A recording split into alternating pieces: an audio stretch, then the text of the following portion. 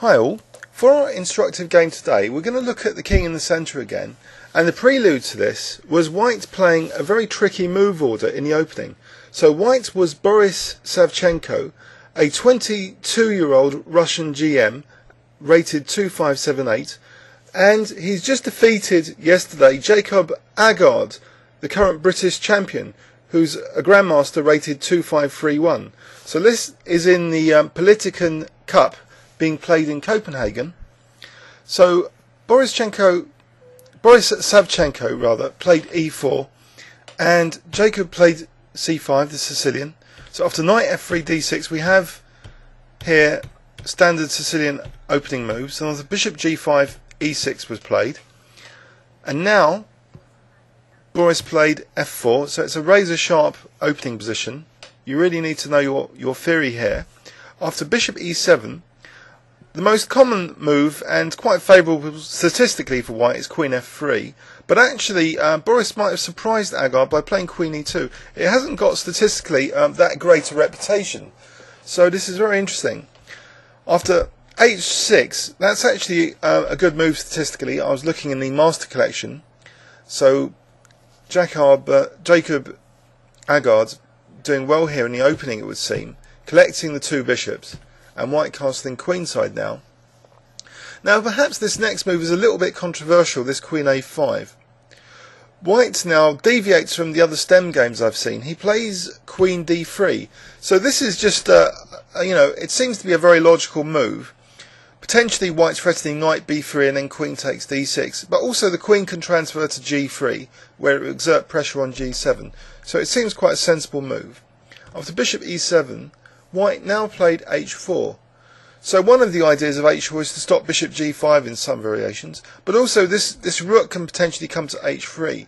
So that might be useful in the third rank, or even to play g3, rook g3, perhaps. After bishop d7, knight b3. So attacking the black queen, which went to b6, and now White plays queen g3. So there's an uncomfortable pressure on the black position, but perhaps Black should have just castled here. Checking with Rybka, castles e5, rook d8. Doesn't seem as though Black's got too much to fear in this kind of variation. Although actually knight f6 here looks quite dangerous. King h8, but if there's nothing concrete here, then Black really does have the two bishops, and White's attack maybe isn't the greatest. If he can't open lines against the black king, I think the black king would have been safer in this variation than in the game. In the game, after queen g3, Aagaard committed his rook to g8, so he can't castle kingside. And after f5, he did find his king in a quite uncomfortable state. After fe, fe, he's allowing White potentially, if he wanted to just play queen g6 here.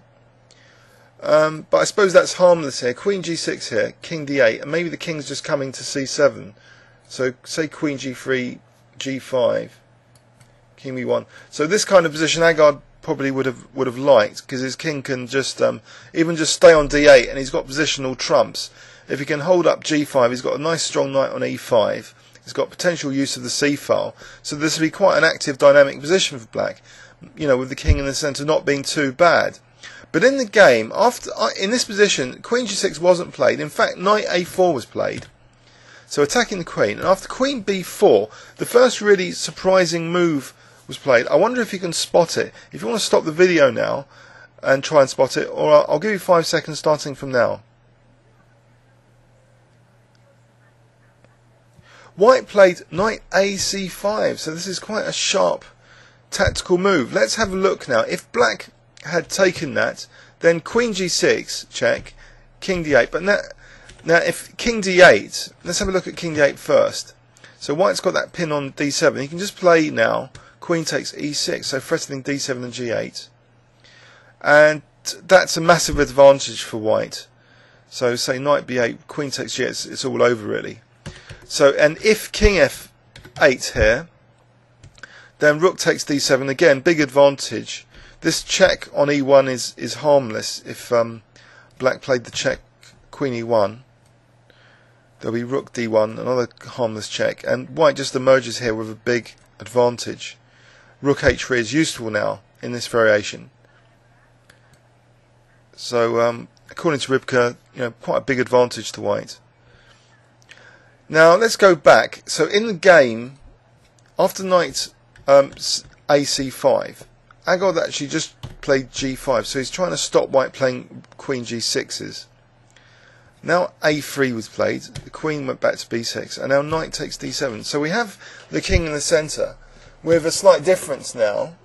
These weak squares, are weaker because that bishop, that light square bishop, was quite a solid defensive piece. And we'll see it's actually black's downfall now on the e6 square later, which gets the king in even more trouble. First white played hg, and after rook takes g5, he played now queen c3. So that's an interesting move.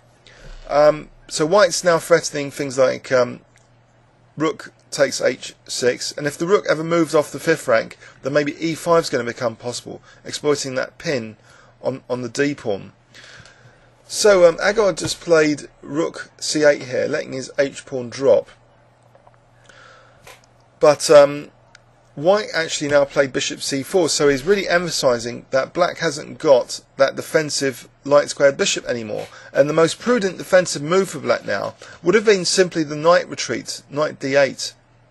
Let's have a quick look at just knight d8 here, just protecting that e6. Because if rook takes h6, for example, black has a very strong counter resource here, which probably would have given black an advantage. Rook gc5, so that's vacating g5 for bishop g5 check to win the rook. So e6 is protected, and if knight takes c5 here, queen takes c5, then there's pressure on the bishop, as well as maintaining this threat of bishop g5. So Aagaard must have been a bit maybe gutted if he didn't see this possibility, or only saw it in post-mortem. So this would have given, according to Rybka, a slight advantage to black. But instead he played a disastrous move, queen f2. And now the king in the centre was really exploited, which is the theme of this instructive game. Can you see what white played now? I'll give you 5 seconds starting from now. White played now, bishop takes e6, so he's carving up the black king position. After the king takes, now white has queen h3 check, so skewering on that diagonal. So and if king f7 actually, instead of maybe even taking the rook, just rook df1, pick up the queen first on this skewer. So that's even worse than picking up the rook. So Aagaard in this position played king e5, and now rook d5 was played, so that's still much stronger than queen takes c8, because now after king takes e4, Aagaard walked into a mate in 3. He didn't need to, I suppose. King f8, say king f8, and in this position, actually, queen takes c8 is very strong. Also, rook takes g5 is quite strong as well. But Aagaard actually just walked into the mate now. So after queen d3 check, king f4, rook h4 check was played. So decoying the queen away from the protection of the f3 square. Queen f3 mate. So that was a very exciting attacking game, leaving Boris Savchenko on 6 out of 6 now in the Politiken Cup. Let's have a quick overview and summary. So it was a very sharply played Sicilian defence with a very tricky move order from white, queen e2.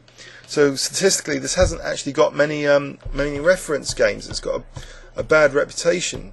But this queen d3 was a novel move here. Seems quite logical as well. After h4 it seems that white has a pleasant position out of the opening. So he's avoided the mainstream opening theory. And black's king is in the centre, and it's not such a big deal here with black having the 2 bishops. But after knight ac5, white's getting at black's light square bishop, which is a solid defensive piece, especially for that e6 pawn. So this really did turn into a disaster when Aagaard played queen f2. Just knight d8 and he could have held the game, I believe, and had even went on to win it. But after this bishop takes e6, white has a massive advantage now, and Aagaard actually went in for this mate in 3 rather than dragging the game out. So he was mated here. I hope you enjoyed that. Please leave any comments on YouTube. Thanks very much.